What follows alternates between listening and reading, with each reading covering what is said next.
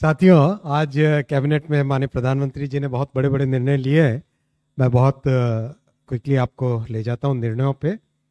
सबसे पहला, जैसा आप जानते हैं कि हमारे नौजवान साथियों के लिए, नौजवान नागरिकों के लिए हमेशा नई अपॉर्चुनिटीज़ क्रिएट करना माननीय प्रधानमंत्री जी का हमेशा एक बहुत बड़ा मिशन रहा है। आज स्किल इंडिया प्रोग्राम को 8,800 करोड़ रुपए नया अप्रूवल मिला है और इसमें बड़ा फोकस लाया गया है कि कन्वर्जेंस पे बहुत ध्यान हो, क्वालिटी पे बहुत ध्यान हो और इस तरह से हो कि जिससे कोऑर्डिनेशन बने विभिन्न सेक्टर्स में। अब तक का जो अनुभव रहा, आप सब जानते हैं कि माननीय प्रधानमंत्री जी ने 2014 में जिम्मेदारी लेने के बाद में पहली बार भारत में स्किल मंत्रालय का स्थापना किया था। जो स्किल एक देश के लिए, नौजवानों के लिए, इंडस्ट्री के लिए, इकोनॉमी के लिए एक इतना इम्पोर्टेंट फैक्टर है और उसको हमेशा एक साइडलाइन किया जाता था। तो इसीलिए माननीय प्रधानमंत्री जी ने स्वयं इस इनिशिएटिव को लेके स्किल का मंत्रालय एक नया बनाया था और लगातार इस पे फोकस करके, उसमें सुधार करके, अनुभव के आधार पे उसको और इम्प्रूव करते जाते।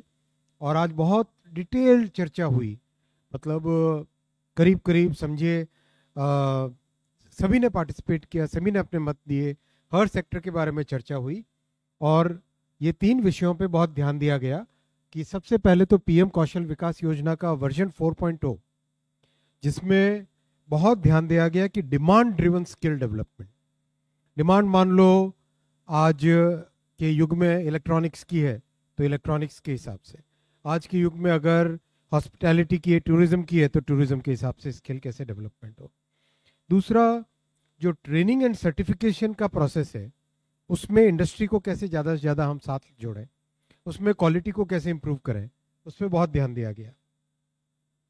दूसरा, जो नेशनल अप्रेंटिसशिप प्रमोशन प्रोग्राम है उसमें भी आज विशेष, मैं इसके पूरे डिटेल में भी जाऊँगा, और इसमें इस बार ये ध्यान दिया गया कि मैन्युफैक्चरिंग और सर्विसेज दोनों में अप्रेंटिसशिप पे ध्यान दिया जाए।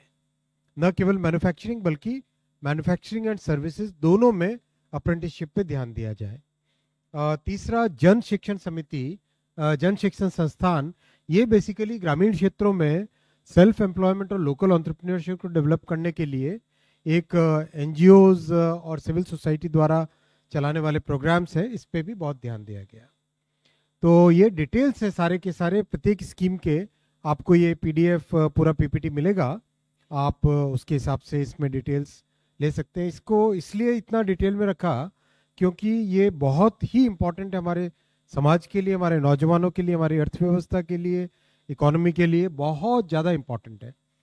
इसमें जो सबसे बड़ा फ्लैगशिप प्रोग्राम है 6,000 करोड़ का, 8,800 करोड़ में से, वो है प्रधानमंत्री कौशल विकास योजना का वर्जन 4.0 आज जो अप्रूव हुआ है।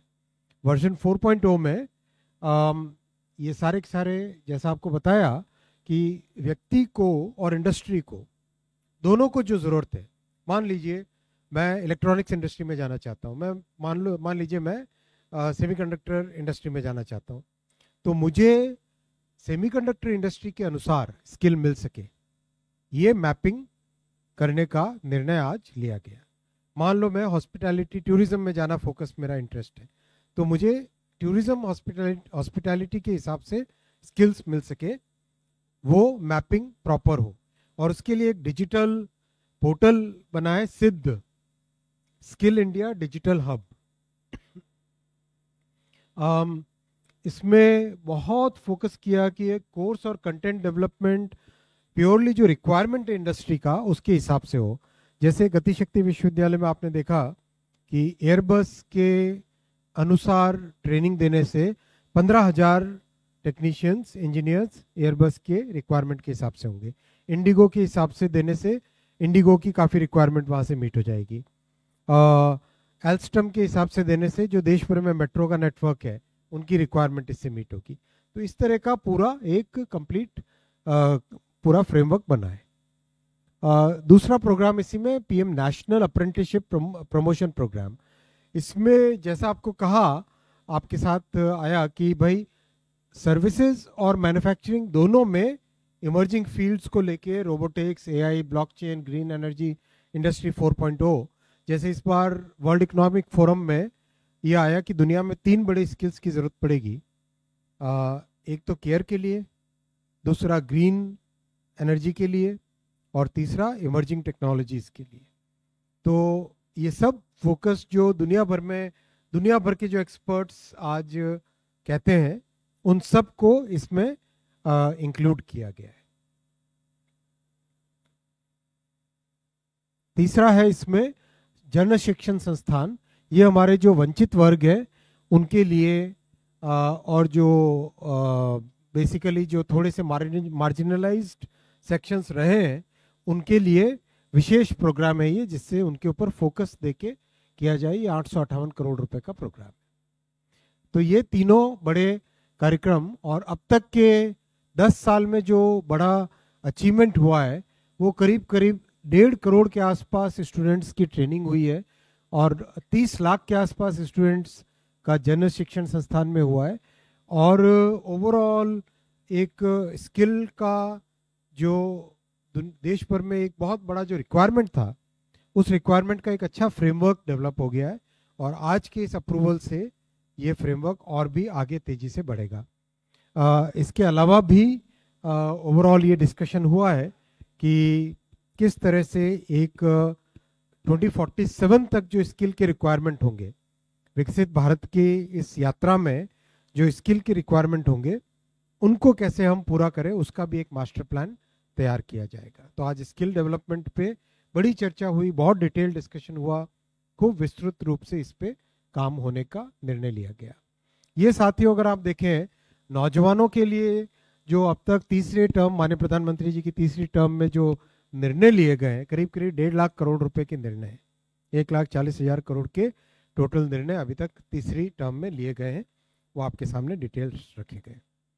दूसरा बड़ा निर्णय लिया गया, सबका साथ सबका विकास की भावना से माननीय प्रधानमंत्री जी का जो काम करने का एक पद्धति है, उसमें हमारे जो सफाई कर्मचारी हैं उनके लिए, उनके डेवलपमेंट के लिए, उनके विकास के लिए जो नेशनल कमीशन ऑन सफाई कर्मचारी बना हुआ है, उसको आज 3 वर्ष के लिए और एक्सटेंशन दिया गया।